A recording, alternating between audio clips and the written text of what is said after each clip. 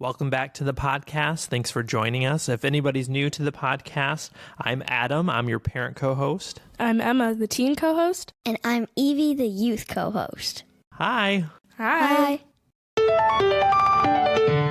We are almost halfway through season 35, girls. Where are you at with the teams, the challenges, anything that's happened so far, or what do you think will happen? Em, who do you think will float to the top 3 so far? Not so necessarily who you like the most, but who do you think will end up making it to the top 3? So far, Steve and Annalie have been a pretty strong team. Robin and Chelsea have been pretty strong, even though they're kind of rude to some other teams. And also Greg and John, I feel, have been pushing their way to the top. Evie? I think Steve and Annalie, and they've been getting a lot of first place. I think that it would be Greg and John too, and probably Rob and Corey. But I really hope that Morgan and Lena make it because they're one of my favorite teams. So I really hope that they make it. Yeah, I think so far, Rob and Corey have been strong performers. Mm-hmm. Steve and Annalie have been strong performers. And Greg and John, I really think they might end up floating to the top 3. They so far have been consistent in coming in the top half, if not the top 3 on all the pit stops. Same with Robin and Chelsea. That's true. But I do think that their unwillingness to help some of the other teams, because it's still the first half of the season or the race, I guess. And I think if you turn off other teams too much, then it may hurt you in the end. I know that after, maybe the last quarter of the race, the last few legs, it's every team for themselves. But I think up until then, you can still be somewhat friendly and somewhat helpful to each other, or at least partner up on certain things. And they haven't been willing to do that. Mm-hmm. And I think that might hurt them in the end. So we'll see. We'll see if they make it to the top 3. So we start off with episode 6, and we are leaving the Pink City. And Steve and Annalie are leaving first, and Morgan and Lena are leaving last. Now, here is where that big U-turn twist happens. And CBS has been hyping it all season. Mm-hmm. And they have to vote for another team to U-turn. It is mandatory. So in the past, there have been times where you say, I choose not to U-turn someone or whatever. But this time, every team has to vote for someone, and it is anonymous. So if your team is voted to be U-turned, then you don't know who voted for you. I guess you will once they show errors, but during the time, you don't know. So it can't create any bad blood either, which is kind of interesting. What did you guys think of that U-turn vote when they were leaving the Pink City? Well, Steve and Annalie got 4 people or teams that U-turned them. Mm-hmm. And Robin and Chelsea got 3. So it was really close, but Steve and Annalie were the ones that got U-turned. They were. I like the idea of only having one person be U-turned because in the past there were a double U-turn where 2 people or 2 teams could vote for someone and then no one else could. You could burn the board or whatever. And that gave one team a chance to get in front of the other team that got U-turned. But with this, it's one team for themselves doing both sides of the detour. Yeah, it's just one team and it's not a double U-turn. So, and you also are not doing it in a way where you're U-turning a team that already went through just to get rid of it so you don't cause any bad blood. Everyone has to do it and you don't know who voted for you. So it definitely was a twist. And it was something that CBS had hyped up all season and we're there. And now we know what happened. And of course, as Evie said, Steve and Annalie were the ones who U-turned. So they had to do both at the detour, both activities at the detour. It was one above. Steve and Annalie, if they just didn't have that one team that U-turned them, then they wouldn't be U-turned. Yeah, they had one more vote, right? Exactly. So they go from the Pink City to a shoe store where they have to get a clue for a first challenge. And the first challenge was looking across the street with a monocular, and they are looking at this huge palace type structure where there are 953 windows. That's a lot of windows. Yeah. And in the one window, there is going to be a clue, and they have to search for that window. And the clue will give them an address of where they need to go next. The palace that they're looking at has 953 windows. Do you guys remember the story of why it has so many windows? because at the time when it was built, I want to say royalty of the people who were living there wanted to be able to look out. So the women of the castle could look out and see the parades and all the parties and stuff. Right. And so without having to leave. And so there were numerous windows put everywhere in every direction. But so they are there using the monocular across the street to look for the clue. The clue tells them the address. Andrea started to use the monocular backwards. She did? Yeah, that was so funny. Silly. That's so funny. They are looking, they found the address, and they have to take a pink rickshaw, which is a female-owned and operated company. And they are electric. And they were electric, to the next place. And the next place is the Spice Shop. And that's where the U-turn vote is revealed. And that's where Annalee and Steve are going to find out that they were U-turned. But prior to that, they have to go to this spot where there's a ton of rickshaws. And they have to look for this company, the pink rickshaw. And they have to make a path for their rickshaw to get out. So they go, they find their driver, and they have to take it, and they go to the Spice Shop. Liam and Yeremi had such bad luck with rickshaw. They did. This whole episode and this whole leg, they kept getting rickshaws that either were slow or seemed like lost a lot, which is kind of weird to me. That it's kind of like a taxi driver. It seems like you know where you're going.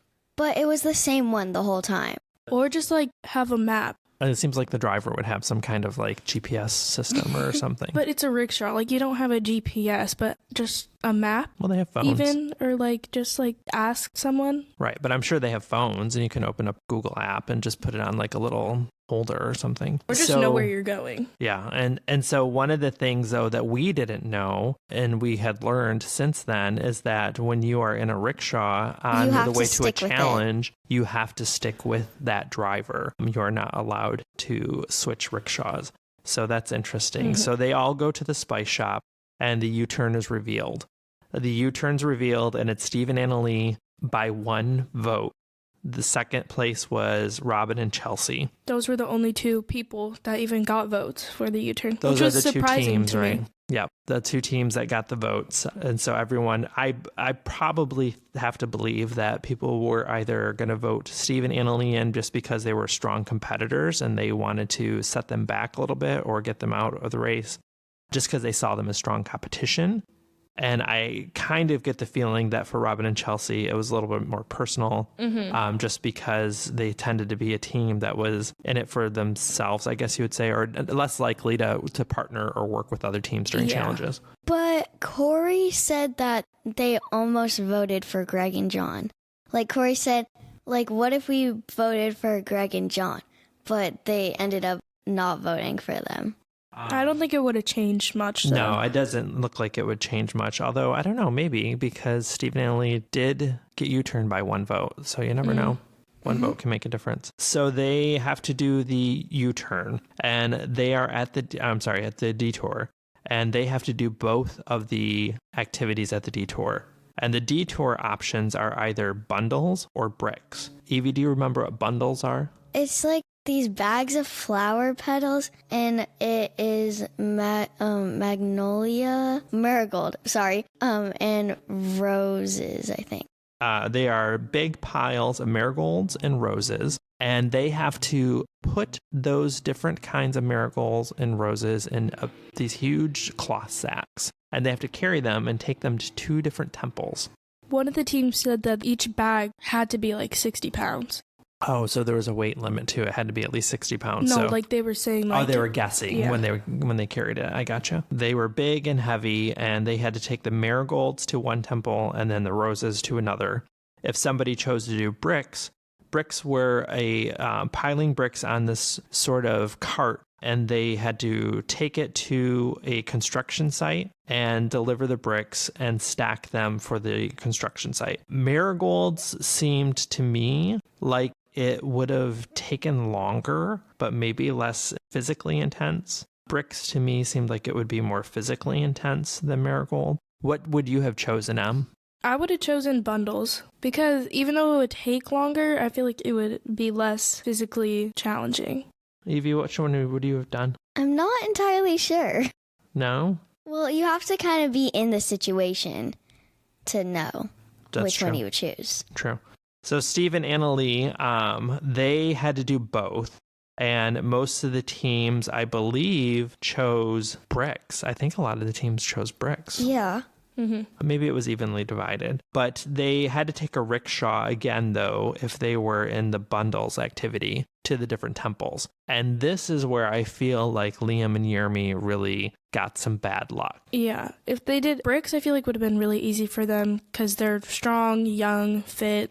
Like they knocked out the mattress challenge too in a couple legs ago. And they would have been able to escape their rickshaw. Right. They would have been able to escape if they had changed to bricks. So they chose bundles. And that rickshaw driver was really slow and very lost on getting to those temples. At that point, what we have thought about since then is if they had switched detours, they would have been able to leave that rickshaw driver. But because they didn't switch, they had to stick with it. Again, we have learned that they cannot switch drivers. But if they switch detour activities, they can leave. And so if they had left, they would have done bricks. And like you said, they're younger and they're fit. They're in good shape. So I feel like they could have busted out bricks pretty quickly. They definitely made up some time back in Thailand when they had to do the mattress challenge. In the bundles detour, if I was there, I wanted to take the flower petals out of the bags and collapse into them because they were so pretty. Yeah, they were very colorful. Lots of bright oranges, bright Reds. yellows, and like this sort of magenta looking flower. And they were really pretty. You're right. Yeah, lots of very colorful piles of marigolds to put in and roses. And so they are at the detour. They have to take a rickshaw after they're done. They have to get the receipt after each challenge is done, detour challenge is done. And then they go to the rickshaw driver again, and they have to go to a fabric shop. Annalee and Steve, they got U-turns, so they had to do both sides of the detour. But they finished the bundles detour before anyone even started. That's a good point. So to rewind a little bit, they had to do both, and they finished their bundles detour before some people who chose bricks even got started, or chose bundles even got started. So they were able to really fly through both of those challenges before some people did their one. But in the bundles, they forgot the receipt. They did, which is even more amazing, though, that they were able to get stuff done before other people were even able to start or finish their first one. Because when they did bundles, they forgot to get the receipt. Just like Joe and Ian forgot their receipt on the open water one. market. Yeah, that's right. So they have to take a rickshaw to the fabric shop. And at the fabric shop, they get this huge roll of white fabric. And they take that to this room that's nearby. And they have to do some stamping, some color blocking, some block stamping or block painting, I guess you'd say. And it's the shape of a peacock, this peacock design. They dip it in ink and they press it onto this fabric. When Morgan and Lena got there, Lena did the roadblock, and she got a lot of red on that stamper thing, and it splashed all over. And she said, this one looks like it was murdered. And that was just about what I was going to say. Yeah, they had that stamp was a peacock design, and they had to dip it in 4 different colors. And layer it and match it up exactly perfect, because each stamp had a different part of the design on it. Mm-hmm. They had to layer it, and the order of the colors mattered greatly on how it looked. And she dipped hers at first in the red and got a little too much red ink. And when she pulled it up, it had a bunch of splatters everywhere. And it did look like that peacock was hunted. It looked pretty gruesome. And when she got checked, she said he didn't like my murdered theme one. They did a pretty good job, though. I think probably Rob seemed to struggle a lot. He had to go through, and they had this big, giant X stamp that they would dip in red ink and press on the peacock if it was not something that could be used. And I forgot, they had to do, was it 9? Yeah. They had to make 9 successful ones. And each try kept trying, but they would only take 1 or 2 of his each round that he tried. Todd said that when he came over to put the X on the ones that didn't pass, and he went away, he thought that he was done and that the rest were good, but he was actually going away to stamp more ink onto his block. Yeah. To put more X's down. Yeah, that was funny. That was funny. Rob had a hard time, and Greg and John got it pretty quickly. They were the first ones, I think, Steve and to Anna Lee. finish. Steve and Anna Lee busted it out, even though they had to do the other detour as well. And they forgot the receipt. Yeah. Right, but they got it, and once they were able to do the stamping, they did it pretty successfully. Robin and Chelsea. Robin did it pretty quickly, but it just took them like a long time to get there. Yeah. That's true. It did take them a while to get there. And you could tell as the episode was going that it was really coming down to Robin and Chelsea and Liam and Yeremi in terms of who might make it to the pit stop last. They both had rickshaw drivers that were taking a long time. And so you could tell it was really about to come down to them. Once they were done, though, with the block printing, they had to go to the pit stop. And the pit stop is in the middle of this huge traffic roundabout in India, which is super, super busy and congested. That was crazy. I thought someone was going to get hit because you had to go to the pit stop mat in the middle of this big traffic roundabout. Yeah, and Phil was just standing there. I know. Just standing there without a care in the world. Because he said, like, the traffic is like that 24/7. There's no rush hour. There's no time where traffic dies down. It's just constantly going. Right. Yeah, exactly. But you have to be able to block it off for shooting, though. So how does that happen? Because that's a lot of cars and a lot of scooters. He was just standing there. Yeah. Like, Without a care in the world. Just living his life. Having fun. So they get to the pit stop, and the order of entry at the pit stop is...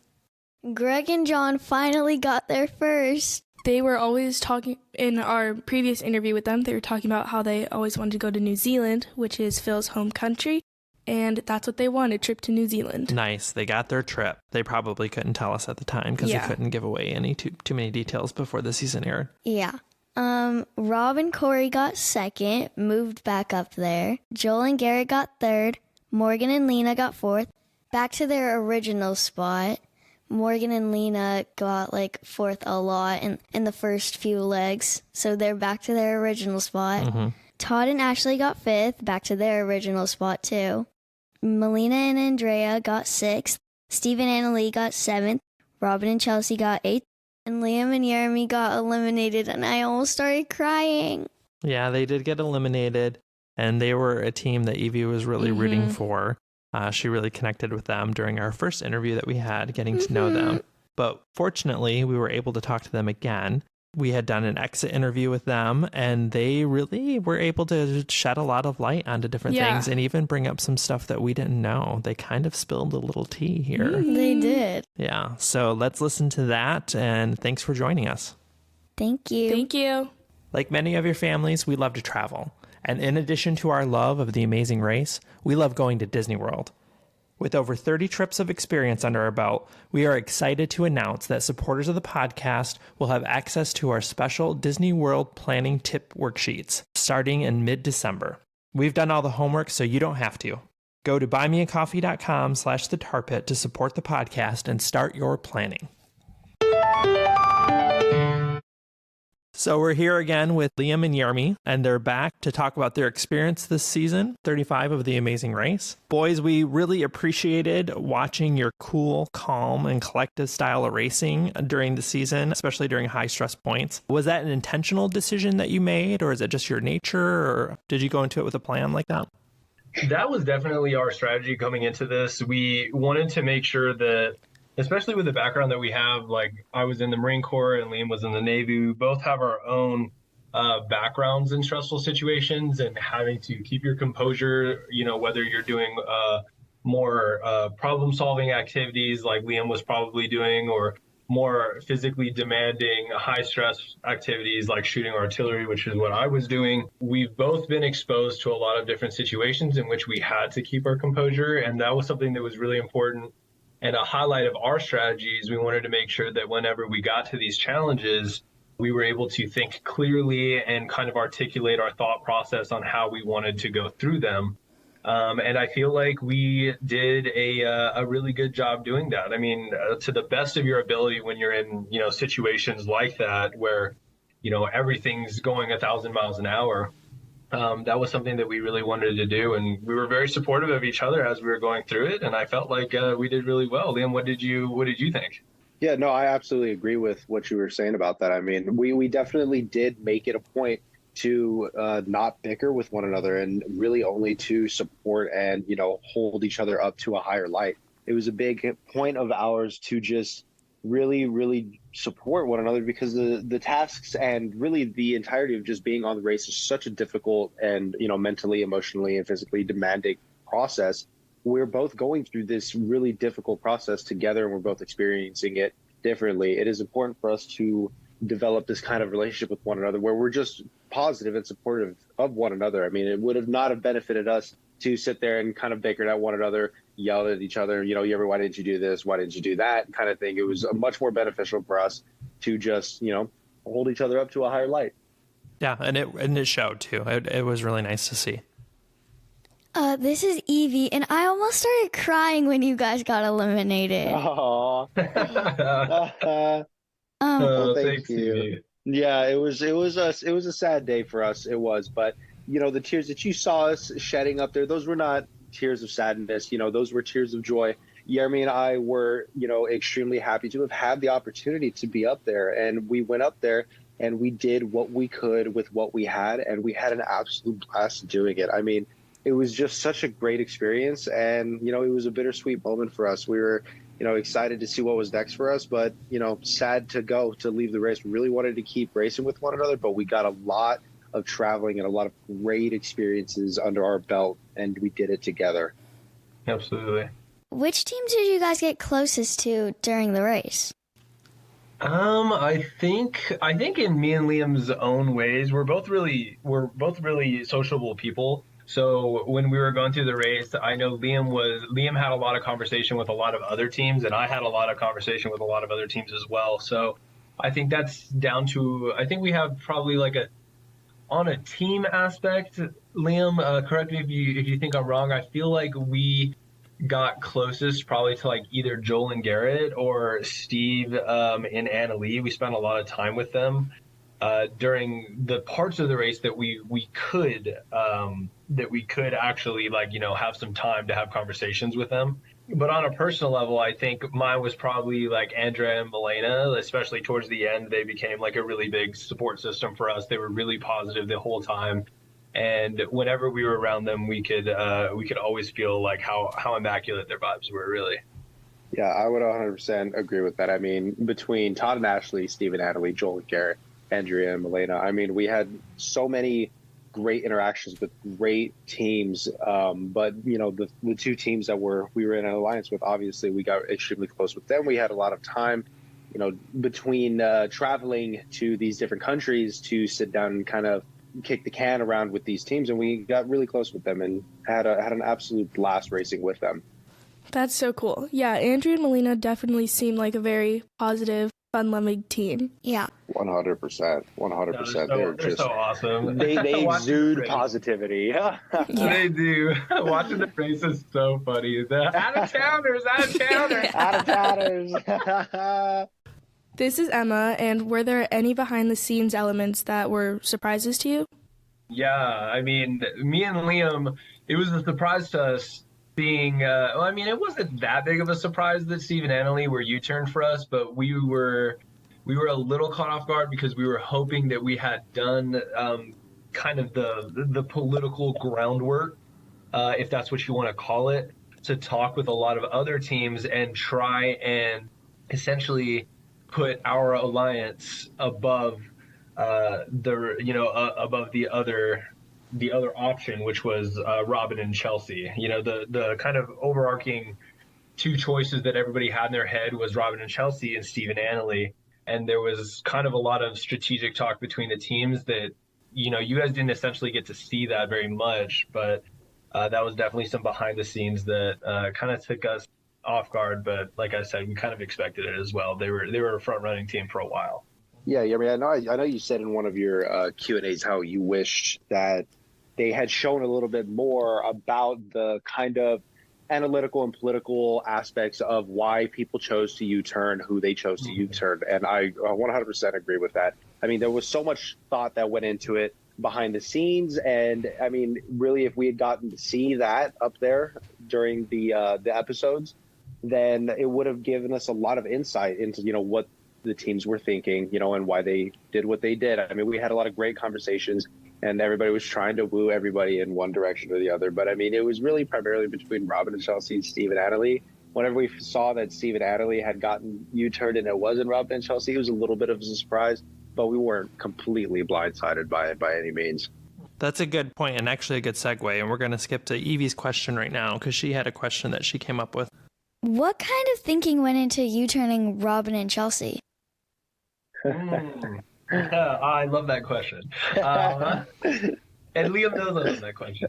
So, Evie, great question. And to start off answering your question, the thought process that came behind it, one, I think there was an analytical and more strategic kind of, headspace that we were in when we made that decision. And I'll let Liam talk about that a little bit later. But there was also an emotional side of that decision that kind of spawned from the first leg of the race when we were racing from the Hollywood sign down to the self-drive cars that were going to inevitably take us to the Biltmore Hotel. I had been running and I went and I found a car and I immediately started putting my bags in the car. Me and Liam started loading in the car like I was physically sitting in the car. And we started looking for a clue, and I was looking in the car for the clue, but the clue was outside on the windshield, and Robin had ran over to my car that she saw me sitting in, and she saw that the clue was still on the windshield, and she grabbed it and essentially told me that this is our car now, y'all need to get out and find somewhere else. So that, right off the bat, that was literally, I don't know, 20 minutes within the first 30 minutes of the race starting. That was the vibe that we got from them. And that was also an action that they performed against our team. So going forward through the rest of the race, we kind of had it in our head that they were going to be one of the teams that we wanted to U-turn. And further on throughout the kind of, the follow-on episodes and, the rest of the legs that we were racing in, we just got the vibe from them that they were more of a cutthroat race team, that they didn't really care to help any other teams out. They weren't really willing to share information. They kind of just wanted to do everything in their best interest, which I totally understand. And that's a strategic way to play as well. But you also have to take the political climate of the entire race, into your hands sometimes. And that was definitely the reason that, we chose them in the emotional aspect. But Liam will talk about kind of the strategy behind it. Yeah, 100%. I mean, as soon as she kind of yoinked that clue from our car, Yeremi never let that slide. Never, ever. So I wouldn't either. I know. That's what I was saying. Like, that was so rude. Definitely justified by all means. But from the analytical standpoint, we pretty much reviewed all the other teams, and we decided that Chelsea and Robin were the team that is least likely to help our team in a situation where we require help. All the other teams have, they have shown their colors and proven to us that they would, be willing to help us to some degree in these difficult situations, except Robin and Chelsea, since they've shown their true colors and they are the least likely to benefit our team. We thought that was going to be the most beneficial for us to eliminate them from the race. And that's why we decided to U-turn them. Yeah, like at the tile challenge, like a couple episodes before, Annalie was asking Chelsea if she helped her, then would Chelsea help her? And she never said anything and she just walked away. Yep. That's exactly what we're talking about right there. Yeah, that's a great show of character. And Liam, when I just go back to think about it, there were situations when Greg and John helped the Philly Johns. When we were doing the floating market, the Philly Johns had lost their clue, and John and Greg were willing to help them. And I genuinely believe that if the Philly Johns had the opportunity to help us, that they probably would, in an event that wouldn't completely mess up their game. For sure. But for a lot of the other teams, like Steve and Annalie, we shared information with them. They let us use. They bought a Thai. I think it was a Thai. Yeah, it was a Thai book to help explain like what Thailand was going to be like when we got there, and they bought it and they offered to share it with us in exchange for really just a portion of what they paid for it. So we gave them, if the book cost $30, we gave them $5 or $10, and they allowed us to take as much notes as we wanted or as much information from that book that we could to help us. Oh, that was nice. Wow. Yeah, it was an extension of an olive branch in the beginning of the race for us. And then, like Liam pointed out earlier, we ended up getting in a three-way alliance with Todd and Ashley and Steve and Annalie. And also, who is it? Joe and Ian. Liam, do you remember when we were getting our plane tickets to go to Vietnam? They stopped and told us before they left that they had gotten on a sooner flight than the one that we were on, and that we should try to as well. Yeah, I do remember that, and I do remember also during the floating market, Joe and Ian were. They were, aside from them, not getting their clue at one of the markets, but they were kind of pointing us in the right direction and showing us, which way up the river was the next boat market that we had to stop at. I mean, there are so many examples of other teams that are just kind of giving and willing to help you. The little bit of money, obviously you can't expect them to give you the cheat sheet, but they will give you a little bit of pointers and get you in the right direction. Robin and Chelsea were not one of those teams. I mean, that was just an easy U-turn boat for us. And a lot of the other teams we have spoken to, we have realized that they have had similar, if not the same exact experiences with that team, Robin and Chelsea. And it comes off as a viewer too. We see that too as a viewer. Yeah. I mean, there's times where we were watching it and we're like, oh, okay, they're not in it to make friends by any means. Exactly. Yeah. So when you guys chose the bundles detour, and now that you're able to look back at it on TV and see what the bricks option was, do you guys think that you would have crushed the brick option like you did the mattress one back in Thailand? Because that was a very physical one and you guys were younger and fit. And I feel like you could have just really knocked that out and stepped ahead.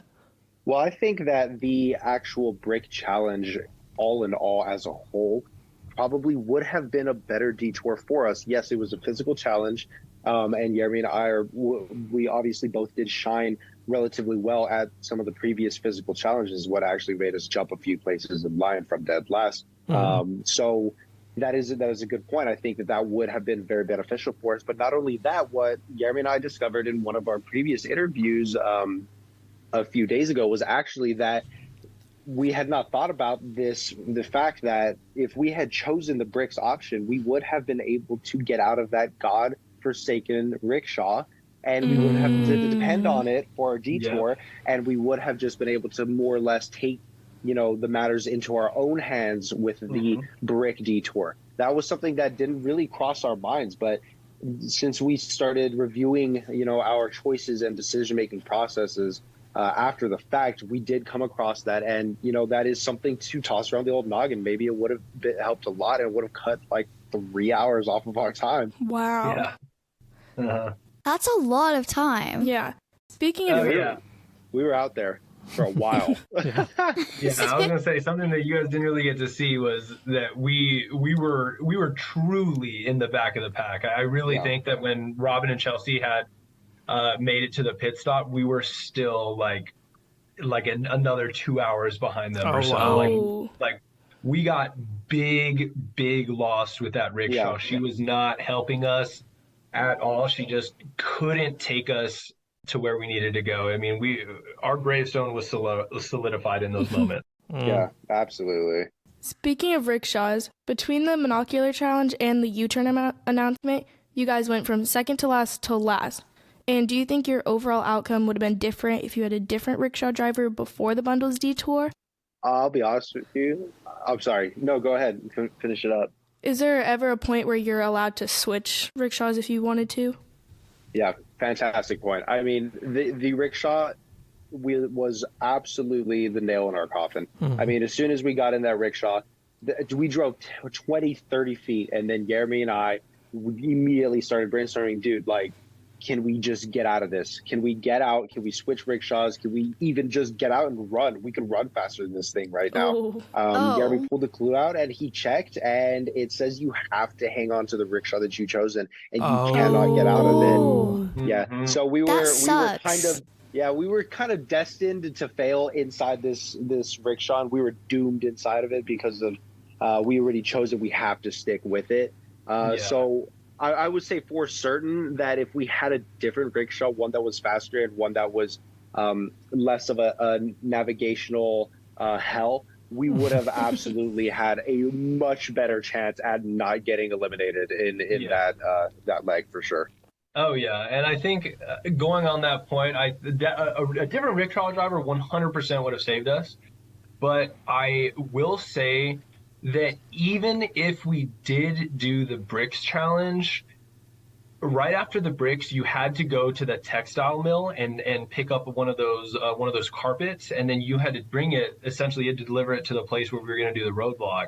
And even then, once we got our textile, our rickshaw driver did not even know where that roadblock location was. Like we had, like from the textile mill to the roadblock location, we were still like, it took us probably another hour just to figure it out. And me and Liam, like our rickshaw didn't even drive us to the point where we were supposed to get off. We probably got off like a quarter to half a mile away. And then we had to run on foot to find it ourselves. And we finally found it, but I mean, with absolutely no help from our rickshaw. I mean, 100%. I mean, imagine running through the streets of Jaipur, India, trying to find this clue box through all the chaos, and your driver drops you off here and you're like, oh, it's here, but it's not here. It's actually like half a mile down the road and you're just running around frantically trying to find it. It was a very frustrating situation for Yeremi and I.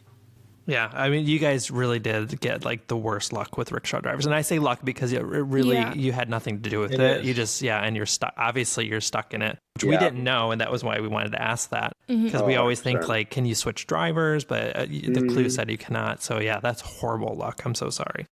Yeah, I mean, it is what it is. I mean, we at the end of the day we did pick that rickshaw driver, and I think that there was maybe another one.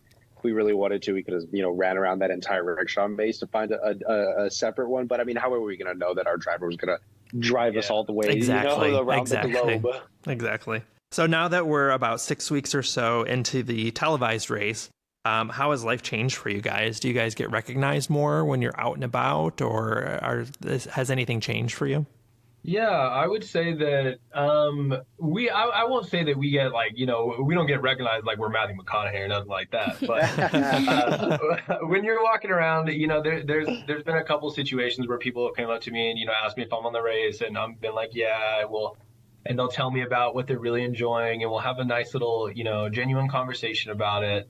But I think one of the best things is that we are getting a lot of messages on social media that are kind of people reaching out to us and thanking us for not only sharing our story, but for being vulnerable enough to talk about how hard it was for me and Liam in the beginning and how much work we truly had to do to get through it. I think there are a lot of people that can relate to what we went through and how we overcame it. And we're just getting a lot of supportive messages that are kind of just thanking us for being willing and open to share our experience. And I think that's one of the best parts.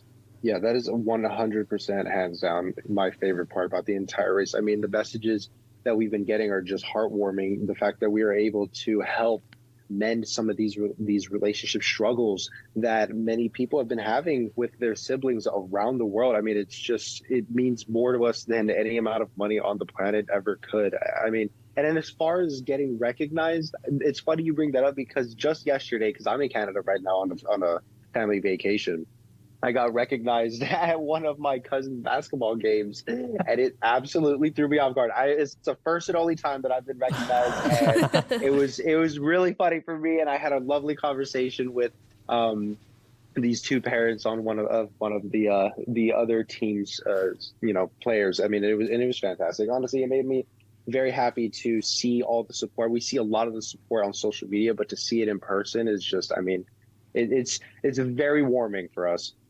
What are your final thoughts on the race this season or your overall experience? I'm gonna answer that in two parts, like my final thoughts and then my overall experience. Just for my final thoughts, watching the season back is really cool because I was expecting myself to be a little more almost shell shocked watching it. I mean, having to relive a lot of the situations that we went through almost felt like a positive traumatic experience. You know what I mean? It was a really high pressure environment, but I think the show's doing a really good job at not like focusing too much on one team and what they're doing, and it takes the stress off as a competitor watching that back. Like there's a ton of overthinking that you do. You're like, man, like, did I perform the best that I could have? Did I talk the best that I could have? Was I as open as I wanted to be? Like you overthink and your confidence comes into play sometimes. You're like, did I show the best part of who I am? Like, did I truly show the world who I am as a person? And being able to finally watch, what me and Liam did up there, that really solidified it for us. You know what I mean? And being able to get that validation from other people, like, being able to send these messages in that they really care about our stories and they don't they're really appreciative that we're willing to be so open with them has been a really great part of it. And then my overall experience was just what an experience. I mean, this has been one of the scariest, most stressful, but most incredible adventures that I've ever taken on in my entire life. And from beginning to end, there were a lot of moments where the pressure built so high that I was like, oh man, I could just stop doing this right now. Like it can get a lot really quick, but being able to have such an amazing support system like Liam on this race and how he was able to hold the weight maybe when I couldn't, and vice versa, has made this experience everything that it's been. I mean, just from the background that me and Liam have had and the life that we've come from growing up and, not being able to spend so much time together to now come to go on this journey together and everything we did. I mean, this is something that has forever changed me and Liam's life, but has forever solidified our relationship.